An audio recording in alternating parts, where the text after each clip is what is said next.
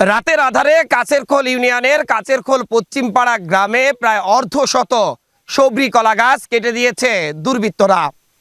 বেশ কিছুদিন ধরে অশান্ত হয়ে উঠেছে ঝিনাইদহের শৈলকুপা উপজেলার কাছেরখোল ইউনিয়ন। ইতিমধ্যে দফায় দফায় সংঘর্ষের ঘটনাও ঘটেছে এই ইউনিয়নে। তারই জের ধরে ইউনিয়ন বিএনপির সকল কার্যক্রম স্থগিত করেছে জেলা বিএনপি। অর্থাৎ এই মুহূর্তে এখন এই ইউনিয়নে বিএনপির কোনো কমিটি বিদ্যমান নেই। কিন্তু সেই উত্তেজনার জের কিছুতেই যেন থামছে না। কাছেরখোল ইউনিয়নের এই কাছেরখোল পশ্চিমপাড়া গ্রামের গরুর ব্যবসায়ী মহির শেখ, তিনি দীর্ঘদিন ধরে গরুর ব্যবসায়ীর পাশাপাশি মাঠে চাষাবাদ করে থাকেন।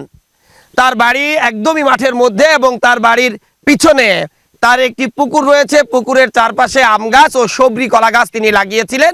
সেখানে প্রায় অর্ধশত বা তারও বেশি কলা গাছ ছিল। সবগুলো কলা গাছই এখন ফুলেছিল এবং একই সাথে কলাও ধরেছিল। জানেন, বাজারে সবরি কলার প্রচুর দাম। এই 50-60টি গাছ যে তার কাটা হয়েছে, এতে তার প্রায় 30,000 টাকার ক্ষতি হয়েছে। তার থেকেও বড় কথা, ফসলের সাথে যারা শত্রুতা করে তারা কখনো কিন্তু মানুষ হতে পারে না। আর দীর্ঘদিন ধরে এই শৈলকুপায় কিছু ঘটলেই আমরা দেখেছি ফসলের সাথে শত্রুতা হতে। আজও এই ঘটনা ঘটেছে। এই ঘটনাকে পুঁজি করে হয়তো এরপর অন্য কোনো সাধারণ কৃষকের ফসল আবার ক্ষতিগ্রস্ত হবে।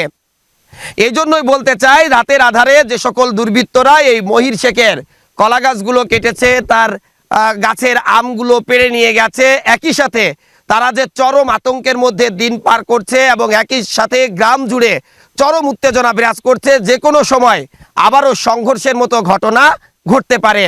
তাই আইন শৃঙ্খলা বাহিনীর যারা রয়েছেন তারা যদি প্রয়োজনীয় ব্যবস্থা গ্রহণ করেন, কারা এই ঘটনাটি ঘটিয়েছেন তদন্ত করে তাদের যদি দৃষ্টান্তমূলক শাস্তির ব্যবস্থা করে আইনের আওতায় আনা যায়, তাহলেই কিন্তু হয়তো এই হানাহানি আর মারামারি কিছুটা হলেও হ্রাস করা যাবে।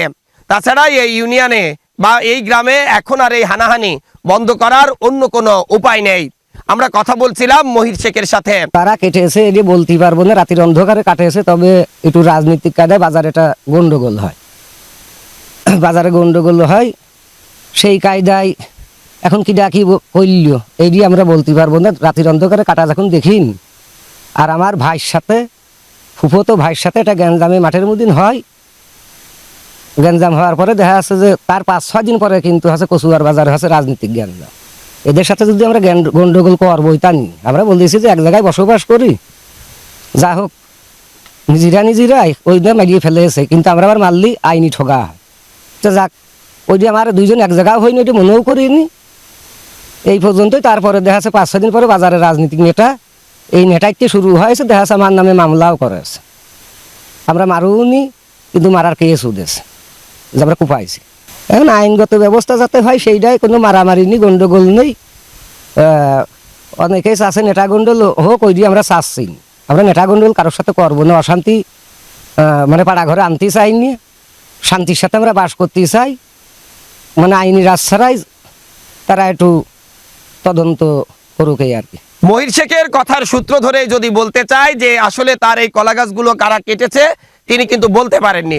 কলা গাছগুলো চারপাশে ছড়িয়ে ছিটিয়ে পড়েছিল। আপনারা দেখছেন যে মহির শেখ আসলে তার এই কলা গাছগুলো তিনি আবার গুছিয়ে রাখছেন এক জায়গায়, কারণ চারপাশে পথগুলো বন্ধ হয়ে গেছে।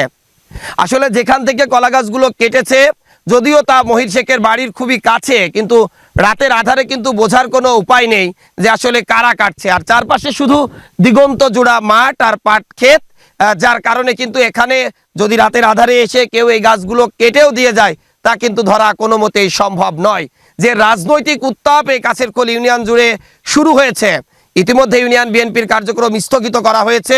যুবদলের 2 নেতাকেও কিন্তু শাস্তির আওতায় আনতে বলা হয়েছে, কিন্তু তারা কিছুই জানে না, এমনটি দাবি করেছেন যুবদলের 2 নেতা।